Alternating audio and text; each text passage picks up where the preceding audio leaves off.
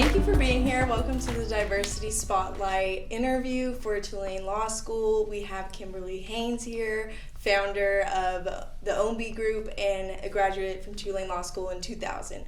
So welcome, and just give us an introduction of you. We're so happy you're here. Well, thanks for pronouncing OMBI Group correctly. I mean, I hear OMBI, I hear OMNI. I'm like, no, it's OMBI. So thank you so much. So OMBI Group actually stands for Optimum Management Building Integrity, and we are a nonprofit business and legal consulting company. I'm really starting out 20 years ago as a consulting firm for athletes, entertainers, and executives, but we have morphed into a business, legal, and nonprofit management company.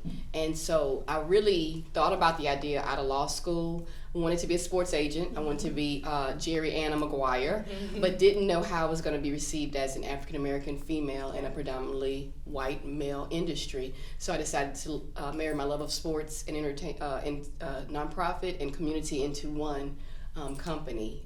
So we have the sports component because we represent athletes, yes, and the community because we work with them on a lot of their charitable endeavors. And we also have used that platform to also, as attorneys, to also work with them on any of their legal and business needs outside of their actual lead contracts. Thank you. Mm-hmm. Yes, and I know you like to say you give gracefully, and that's a big component of who you are and your business, and as a minority, and you're speaking to tons of minorities that, like for me, I look up to you and I just appreciate everything you've done. So how do you encourage other women, other minorities to not only get a seat at a table, but how do you add value to that table? How do you, because you have to advocate for yourself, mm-hmm, so how did you do that, and what advice would you have? So I really, a part of my my acronym is integrity. Mm-hmm. And so any deal I was associated with, any negotiation, any call or meeting, I did that with the utmost integrity. Yes. And so our reputation is all we have. And because it's such a small community, I mean, it's a large community, but it's small enough that it's a small number of professionals. And so we know we know how each other is kind of sticking and moving. And so it's vitally important as a female in like a predominantly male-dominated industry to make sure that we carry ourselves with the utmost of integrity, because we will be tried. Yeah. I mean, that's the nature of the beast. That's human nature. So it's vitally important for you to maintain your authenticity, never waver on that, because it can be a slimy, dirty industry. I mean, what you hear is real, but as a female, as a minority female, you take to the table your authentic self. Mm-hmm. It's easy for people to see beyond that authentic self, especially if you're working with players and talent directly, and if you don't give them your authentic self, they can sniff it out in a heartbeat. And you want to make sure that you are always authentic and always make sure that your integrity is the utmost, at the highest. Yes. And I know your parents have left a big legacy in your life for the values you have, and what do you want to do with that legacy? How do you want to be rememred by I want your to be work? a game changer. Mm-hmm. I mean, I think the field is wide open. There are plenty of women who've come before me whose shoulders I stand on, but I really want to continue to educate my client. Yes. I'm a lawyer by trade, but I'm an educator at heart, and so the educational piece is such vitally important, especially if you're representing the talent, and I typically will represent the player and his or her entire family. Mm-hmm. I mean, it's never anything that's odd if I'm also working with the mom or the sister or the dad with their individual endeavors. So the educational piece is very important for me. I mean, I'm gonna always stay true to being the lawyer, but the educator is my heart. It's at the heart of what I do. And not only educating your clients, you're big on educating their parents, mm-hmm, their fathers, their mothers, just being a critical role. And how does that play? Because a lot of these young men, young women, they come from a lot of adversity, a lot of trauma, a lot of things that they're mm-hmm continuing to overcome, and then they sign these big contracts and they don't know what to do with their money. Right. Yes. Again, it was very important for me to go into any meeting with my clients or potential clients as authentic as Kimberly Haynes can be. And at this point, I'm like, you either you take me like I am. If you can't take it, then we can't work together. It wasn't meant to be. Because I'm always going to stay true to who I am, our core values. And again, people can sniff out imposters. And you never want that to happen, especially when you're dealing with the player and his or her family. Yes. So I always would come as authentic, and I think I'm like the mom or the mom whisperer. People are like, you're so good with the moms, and I was like, I don't know why, but that's a niche that I've kind of created, just really kind of embracing and empowering the mother. And then that just really leads to a great relationship with my clients. Yes. And that's powerful. I mean, relationships and I feel like that's where a lot of the sports industry, it lacks a lot of mentorship and people truly caring for the athlete beyond their career and just who they are as a person. So how do you help educate your clients in terms of finances and things that you study in order to help them get to the next level? So for the financial piece, I stay in my lane, and there are tax accountants, CPAs, financial advisors that I work very well and symbiotically with. When it comes to my clients' endeavors. The legal and the nonprofit stuff, I got. And so I just bring to them everything that I know. And if there's ever a time that I don't know it, I'll say, hey, I'm going to come back to you. I'm going to do the research. Yes. I'm a learner. I love to learn. I love to learn new things. So it's I'm very happy to hear when my clients are like, have a question for me, and I may not quite know the answer because I'll go in and do some research and then bring them back the answer. So I'm really good and very transparent with the skill sets that we bring, and I stay in my lane. So I don't try to do too much more than what I know I can do, and that's the legal and business and nonprofit needs for my clients.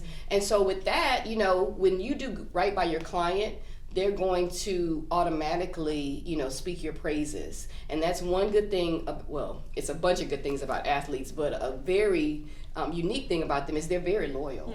You can tell, because they've participated in team sports, and so they have to have that team aspect about them, and then they're loyal to their coaches and other teammates to make sure that the team, wins. So if you do right by your clients, with everything you do, the education piece, and if they see that you're coming from an authentic place and really genuinely trying to educate them, then you've won. You've won. That's powerful. Exactly, like doing what you're best at, utilizing your special skill to help them. How has Tulane Law School given you the tools that you needed to get to where you are? How have they helped you and shape your career? I would definitely say the first thing that comes to my mind is community. We have a very unique law school environment here. I think unlike a lot of law schools, we're like a big family, like a big extended family, and so I would definitely say it made me feel very comfortable in the skin I was in. And as we just, we were talking about Professor Roberts and the impact he had on the sports law program, it empowered me and emblazoned me to think big and know that I could do this in the sports industry. And so that confidence was something that I got from attending Tulane. But a lot more, just as important is the community of friends and colleagues that I have over the years been able to interact with. Some of them have been across the table for me in negotiations. Some have been next to me in negotiations. So that community of family has been very important in my evolution as a lawyer, a sports lawyer.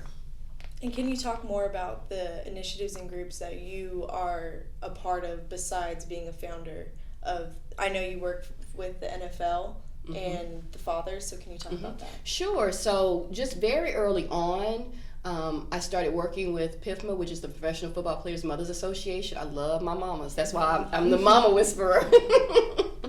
And I got a chance to go to Donovan McNabb's house during Super Bowl in Arizona, and they were doing a huge luncheon.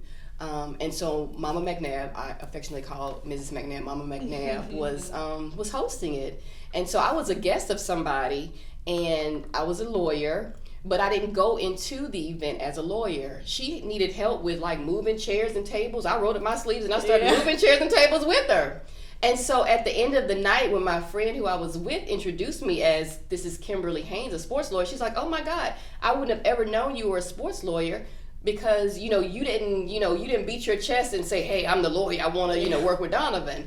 So I was able to find a very intimate relationship with PIFMA, and then after PIFMA I started working with Off the Field, which is the NFL Players Wives Association, as well as the NFL Fathers Association. That's amazing. So those communities, again, I'm talking about community and just having a good community in the sports industry, have really helped me along in getting clients, in helping do research, being great supporters. I do 2 signature events every year, doing Super Bowl and the draft, and those are 3 groups of my biggest supporters. Yes. So it's vitally important as a sports lawyer to also be strategic about your path, because if it's not already set, you make it happen for yourself. It's so many nuances and different niches in sports law. You don't necessarily have to always be the agent, the front office. You can create your own path, because athletes need all types of services.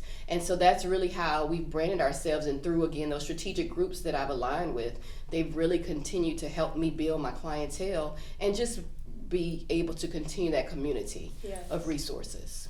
And it's that perspective you have that I feel like more people in the sports industry need to have. I come from a family of immigrants, and our perspective is you're humble, you give, you work hard, and you just put your head down and go to work, and you'll create opportunities for yourself. Right. And there's a lot of racial disparities in the sports industry in terms of people, women of color, people of color having high authoritative positions. How do you encourage women and minorities to continue to not settle for just jobs that they're more expected to be in, but to be agents, general counsels, sports lawyers? What is your advice? My advice, again, is to go back to that authentic self.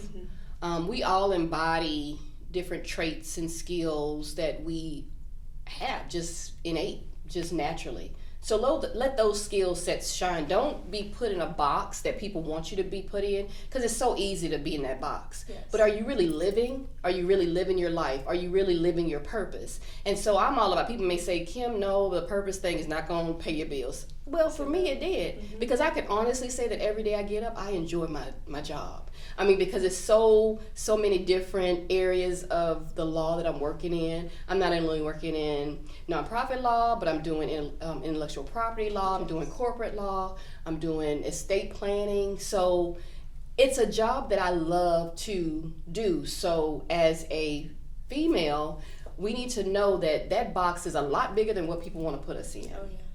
So let your natural innate skill sets just shine. And that's what I've done. I'm a people person. I love to be around people. I love to organize events. So I'm a lawyer at night, but then I'm an event planner in the day with my events. So I just have different skill sets that I have allowed myself to not be put in that box, but to just really shine. And it's gotten me this far. So I think I'm doing something right. You are. You definitely are making a mark. I mean, just for me, it's like Professor Feldman shows us you and other people that have made it to where you are, and it's just like, it reassures me that there's a person that did it, and I can continue to follow your steps and break into the industry as well. So thank you for that, because it's powerful. And so you've made me happy knowing that just by me doing me, because that's basically what I do every day. I just do me. This is just who Kimberly Haynes is. I wake up like this and I go to bed like this. So for you to say that makes me know that what I'm doing is something I need to be doing, because somebody did it for me. Somebody was sitting in this chair. I was interviewing somebody, a woman in sports, sports law. And so, just to have it come full circle is very rewarding for me to hear. How do you see the future of the sports industry changing? Because it's a very white, male-dominated industry. Do you think it will continue to expand and grow? I think I know it will, and it has. These last 20 years I've been practicing, I've seen it grow, and as I mentioned before, it seems like the talent now, the players have become a lot more intentional in who they want to be on their teams. The people most intimately involved with them. They don't just necessarily want the white guy on the team. They want the one who looks like their mothers. They want the ones who they feel like they can trust and talk to. So it seems like to me that the player has been very intentional on wanting to change the narrative. So we, as the professionals, need to jump on that bandwagon, because we know what our skill sets are. We know our capabilities. So with them kind of endorsing that, it's going to be a really good way for us to continue to grow in the sports industry. You say you do work in nonprofit and legal issues with your clients. How do you also take into account of their well-being and just making sure that, mental health is a big issue right now? How do you balance both your responsibilities but also taking care of them? So that's my big thing. I mean, before I do any business, my question is, how are you doing? How are you? No. How are you doing? For real. Yes. Like, for real. Like, it's just the two of us now. So I'm always very intentional when it comes to mental health. Because if they're not right, or if I'm not right in the mind, I can't be right. They can't be right for anybody. They can't produce on the field. They will get sidelined. They may get cut. So I always am very deliberate about asking my clients, how are you doing? And I'll just kind of call and check in, or I'll text. Just checking in. You don't need to call me back. Just let me know you're okay. Yes. So my whole practice, even with my interns, my staff, I'm very, very, very cognizant of everybody has a lot of stuff going on, and I think COVID has really allowed us to know that tomorrow's not promised. And so as much as we embody all of these stresses and strains, we need to make sure that we check in on everybody. We check in on our friends, we check in on our clients. So I'm very, very intentional about making sure that my clients know that if anything, that they can call on me if something is not right with them. Yes, that is extremely important to moving forward. Is you have to take into account that, and you have to incorporate it into your career. Like it's not, they shouldn't be separated anymore. Right. It's a conversation about how are you, but also let's get to business. It's a mixture of the two. And if you're not okay, then what are the resources that are out there? We just hosted a mental health webinar on purpose. During our draft luncheon, we always like to bring in different topics that will help the draft prospects and their parents, or even the attendees who have players in the league or retired players. And so mental health was one of the topics, the panels that we had. We had that a couple of years, and then we didn't have it this year in Phoenix, and people were like, where's the mental health panel? Yeah. People were craving for that panel. So I knew there was something that we needed to do off the draft piece, but it was something that we needed to do as a separate component. So we just hosted it last month. That's awesome. We had a mental health webinar, and I think it's going to be kind of like a recurring webinar, because you can never get enough talking about mental health awareness and those resources that are out there. Yes. And these clients just need to know that these resources are out there, because a lot of them don't know. Or their agency or team, they don't prioritize them. Right. To wrap things up, because I could keep going on with you. I mean, you are just an inspiration, but what would be your final piece of advice if your younger self was going through law school again? What would you say to her? I would say give myself grace.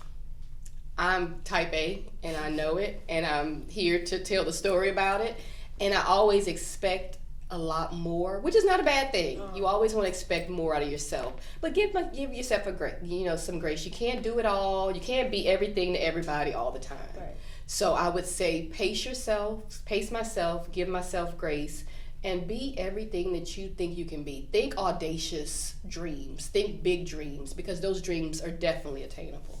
They matter. They matter. Thank you so much, Kimberly Haynes again, Tulane Law School alumni, and I just want to thank you again for being here, flying out here from Atlanta to be here for Tulane's 30th Sports Law anniversary, and you're going to continue to make a mark on the sports industry. So yes, and I'm going to hand the baton to young ladies like you. Thank you. So it can be a continuous vicious cycle of dominating, dynamic women in sport. Oh yes, thank you so much. You're welcome.